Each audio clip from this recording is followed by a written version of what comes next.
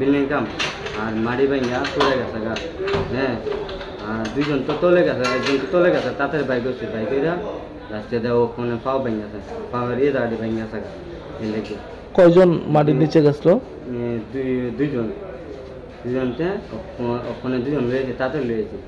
তারা দুজনকে কি উদ্ধার করা হয়েছে নিচের থেকে? নিজের তো উদ্ধার করা হয়েছে। কয়জন আসলে একসঙ্গে তারা?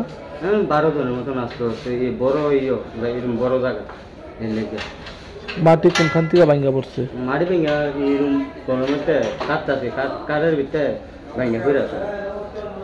তো এখন তার অবস্থা কিরকম? তো বেশি সুবিধার না, তাহলে তো পাও ভেঙে যায়, তাহলে তো না এটা রক্ত হয়ে গেছে। নাম টাম জানা গেছে না তারা? জানা গেছে। তারা বাড়ি কোনখানে? বাড়ি গান্ধী গ্রাম। এটা কিসের কাজ এটা ছিল? এটা কলমে কাটা, কলম কাটতে কাটতে কলম কাটে কাটতে মাড়িটা তুলে সেটা আর এক কামে দেয়। এটা কি নেপ কোথাও কোনো বিল্ডিং হইতেছিল? বিল্ডিং হইতেছে।